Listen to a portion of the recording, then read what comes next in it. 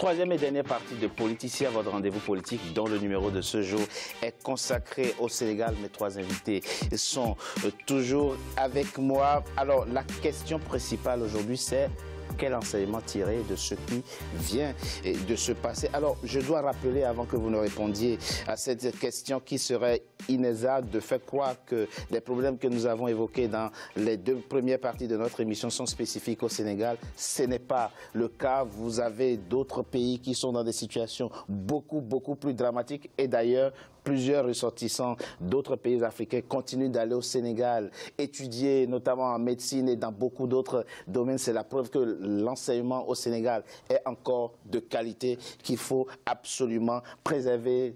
Dramé, Monsieur Dramé, quel enseignement tirez-vous? Nous l'avons vu, la crise est devenue une crise politique, la crise estudiantine est devenue une crise politique. Plusieurs hommes politiques se sont précipités au domicile de la famille de Fallou-Sène. Alors, quelle première leçon tirer de cette crise qui secoue le monde estudiantin dans votre pays? Ce qu'il faut dire déjà, c'est qu'au Sénégal, en gros, et comme ça un peu partout, oui, tout est politique. Tout est politique, donc on y échappe difficilement. Tout est politique au Sénégal. Mais l'enseignement que j'en tire, c'est me rappeler de cette phrase de Confucius qui dit « Celui qui néglige ce qu'il a de précieux, il ne peut pas s'occuper de ce qui en dépend. » Donc là, quand on néglige un secteur aussi important que l'enseignement, que l'éducation, on met sa nation au bord du gouffre. Donc cet enseignement-là, il faudrait que ça arrive non seulement aux oreilles de notre président actuellement, mais à tous les hommes politiques en général. On ne badine pas avec l'éducation. Et c'est pour ça d'ailleurs, quand mon président a dit que personne ne doit être mieux payé qu'un enseignant, je suis d'accord. Et quand il a proposé qu'il fallait un conseil supérieur de l'éducation pour remettre à plat tout ça et qu'il y ait un groupe, un comité de pilotage de l'éducation, moi je pense que c'est une bonne solution. Alors, qu'est-ce qu'il faut? Moi je pense déjà dans un... Quel message doit être adressé aujourd'hui aux étudiants qui sont en colère, on l'a vu dans les rues de votre pays, le Sénégal, ce jeudi 24 mai? Moi je ne dirais pas qu'ils continuent à faire la grève, parce que ce qu'ils apprennent à l'école, c'est pour eux, c'est pour leur avenir. Nous sommes à quelques semaines des examens de fin d'année. De fin d'année qui risquent d'être reportés. Parce qu'on a vu déjà qu'ils ont accordé 2 semaines aux autres épreuves, je crois, du BFM ou je ne sais pas quoi. Donc, je pense que les étudiants, qu'ils exigent ce qu'ils veulent réellement de l'État, mais au moins en ce qui concerne les études, si les enseignants sont disponibles, qu'ils étudient en faisant ce que j'appellerais des grèves périodiques, pour ne pas perdre toute leur année, parce que ça, il faut être quand même rationnel. La deuxième chose, c'est que dans un pays où on a entre 20 000 à 35 000 bacheliers par an, tout le monde ne peut pas aller à l'université.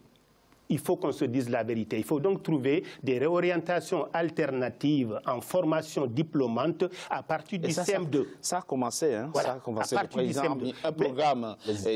Mais moi, je dis à partir du CM2. Dès le CM2 déjà, que l'on repère en fonction de la qualification des enfants, leur capacité intellectuelle, en fonction de leurs aptitudes. Leur aptitude, merci du mot, pour qu'on commence déjà à les orienter dès maintenant à cet endroit.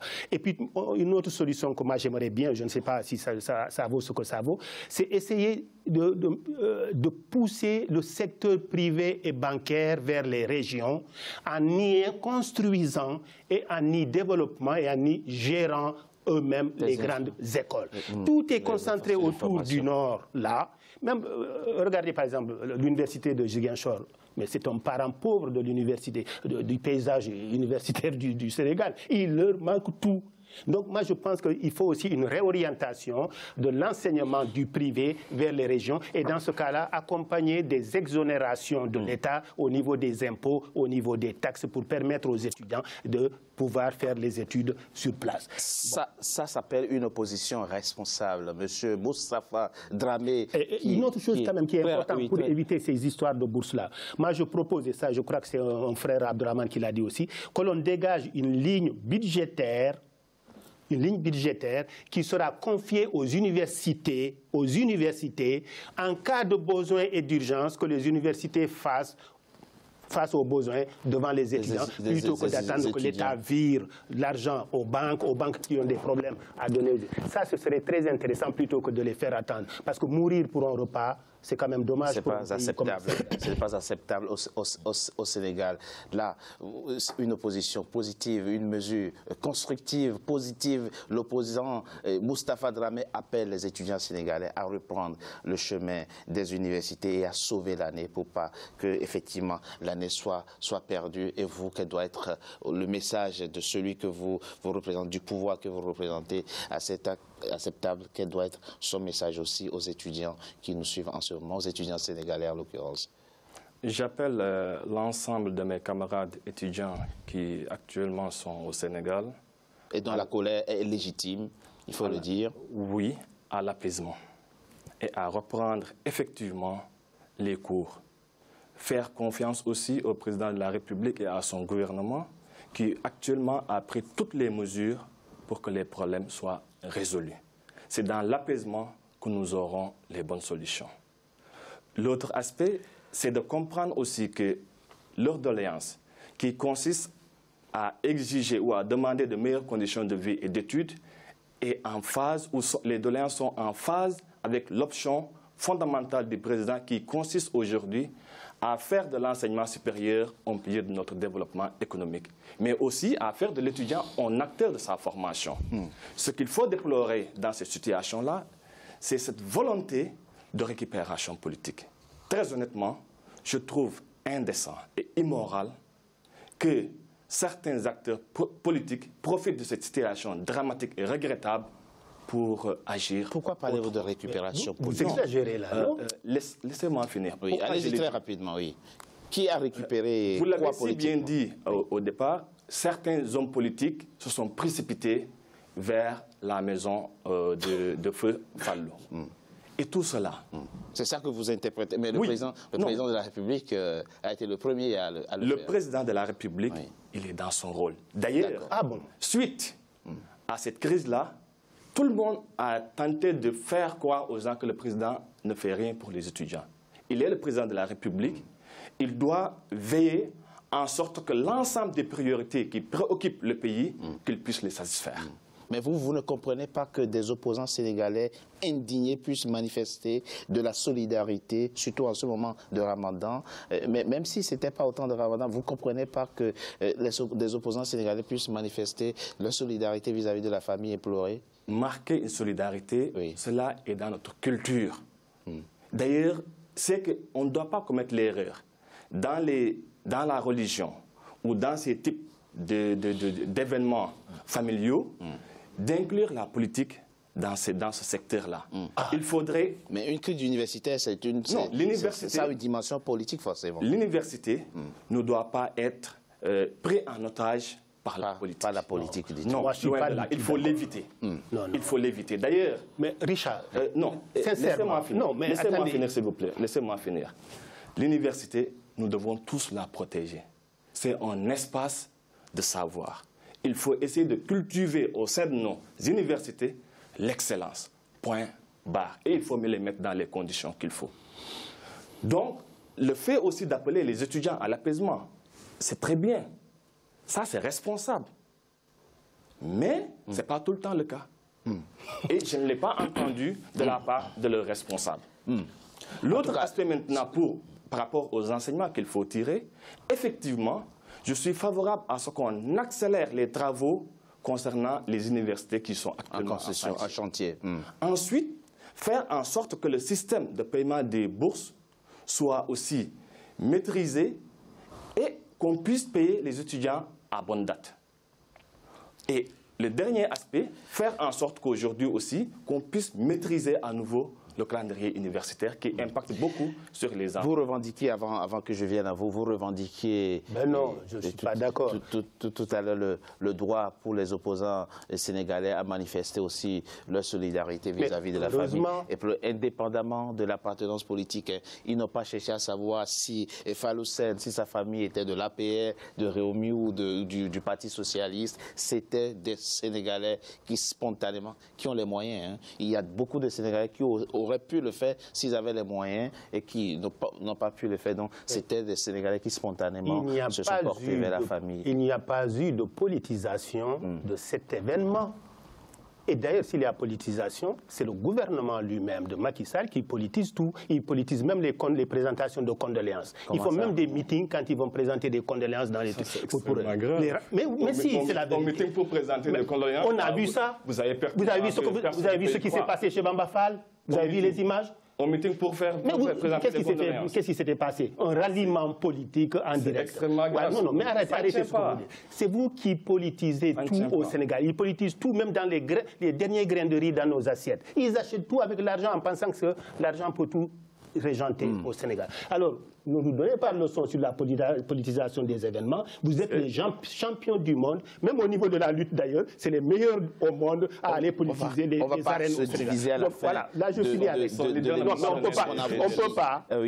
peut pas nous reprocher, à la fin de cette émission, on ne peut pas nous reprocher que nous avons politisé cet événement parce que le Sénégalais le plus lointain possible a eu cette indignation à la suite de ce problème.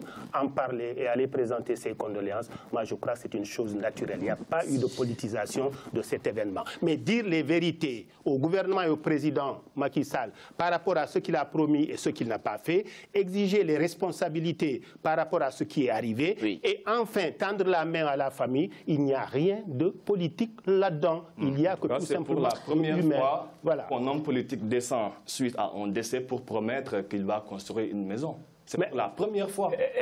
D'habitude, on est quand même plutôt dans la discrétion. Parce que c'est ça la culture aussi. On ne fait pas dans le matu-vu. Oui, mais Macky Sall n'a pas été discret non plus, parce qu'il veut prendre la dame, il veut embaucher la dame dans l'administration. Oui, le président Macky Sall, et le frère même quand j'ai été à Fatick, il a présenté des condoléances à des familles. Arrêtez, mais la politisation, franchement. Que j'entends dire un homme politique, je vais construire la maison. C'est triste d'exploiter. Ce n'est pas triste, s'il faut le faire, c'est bien. C'est ce que vous faites matin, midi, soir. Vous savez pourquoi vous vous justifiez actuellement? Oui. Quand on parle de politisation, vous vous sentez déjà visé, vous vous sentez morveux. Il faut mon Dieu. Si vous savez comment est-ce que ce n'est pas mais non, parce que je parlais pas pour moi. Vous êtes au pouvoir que vous revendiquez le monopole de la solidarité que vous déniez aux autres. On ne revendique pas du tout le monopole de la solidarité. Écoutez, vous n'avez pas arrêté. Tous les Sénégalais savent que le président Macky Sall a fait un geste.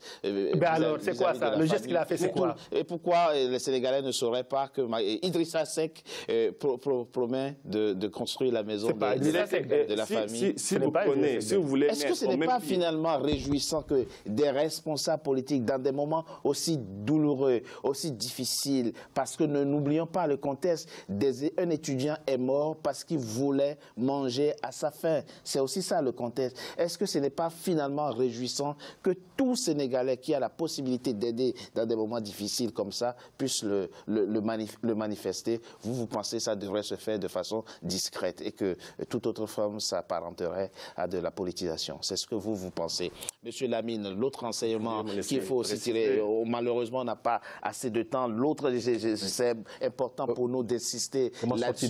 L'autre, c'est pas seulement comment faire pour que ça ne se reproduise plus, comment faire pour que lorsqu'il y a effectivement un risque de débordement sur un campus, que les professionnels de la sécurité, puisque la police sénégalaise est une police professionnelle, pour que les professionnels de la sécurité ne tirent plus à balles réelles sur des manifestants. Il y a sans doute beaucoup d'autres moyens de restaurer l'ordre public plutôt que de tirer à balles réelles sur des manifestants.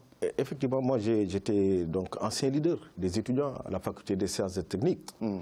Mais ce que je voudrais donc conseiller aux jeunes, c'est de ne pas être dans la position, l'ancienne position, c'est-à-dire toujours manifester en jetant des pierres, en jetant des cailloux. Je pense qu'aujourd'hui, on est en 2018. Nous, leurs grands frères, ce qu'on a eu à faire, ou bien même leurs oncles, ce qu'on a eu à faire dans le passé, aujourd'hui, ils doivent changer de manière de faire. Il faut qu'ils changent la pratique de revendication et de descendre sur le terrain pour revendiquer. Regardez cette belle marche qu'ils ont effectuée, encadrée, sans problème. Sans problème. Sans débordement, donc ça, sans violence. Pour éviter les débordements, les dégénérations. Parce que si on est dans le débordement, on est dans la dégénération, on ne peut pas maîtriser ce qui va arriver.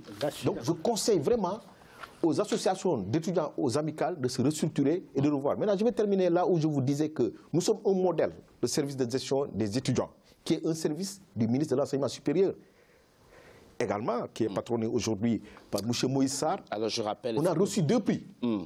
Allez-y très rapidement. On a reçu 2 prix. Vous parlez du service qui gère la bourse des étudiants sénégalais à l'étranger. À l'étranger, dans 43 pays. Dans 43 pays. Voilà un modèle de gestion informatisé de dernière génération qui peut être réadapté au niveau du Sénégal pour qu'on évite ces problèmes. Votre appel est sans doute passé. Mamadou Lamine Sané, merci à vous d'avoir participé à cette émission. Émile Bahoum, merci à vous. Et également de la COGER, vous êtes de l'APR, Alliance pour la République, le parti présidentiel. On l'a vu au cours de cette émission. Merci Moustapha Dramé. Comme d'habitude, vous avez défendu votre position. Secrétaire général et porte-parole de Réumi en France. Merci, c'est le parti de l'opposant sénégalais Idrissa Seck. Merci. Merci à vous. Comment terminer cette émission sans un clin d'œil spécial aux lions de la terre Anga qui vont défendre valablement le continent africain au prochain mondial en Russie ce jeudi 24 mai. Ils ont été reçus par le président Macky Sall qui leur a donné le drapeau et qui leur a dit allez défendre avec honneur et combativité le Sénégal et aller aussi loin que possible. Mais ce n'est pas seulement le Sénégal qui vont défendre, c'est toute l'Afrique qui sera derrière eux. On leur souhaite bonne chance et bon courage. C'est la fin, mesdames et messieurs, de Politicien, votre rendez-vous politique. Je vous remercie d'avoir été nombreux à suivre. Restez toujours fidèles au programme d'Africa 24. À très bientôt pour un nouveau numéro de Politicien.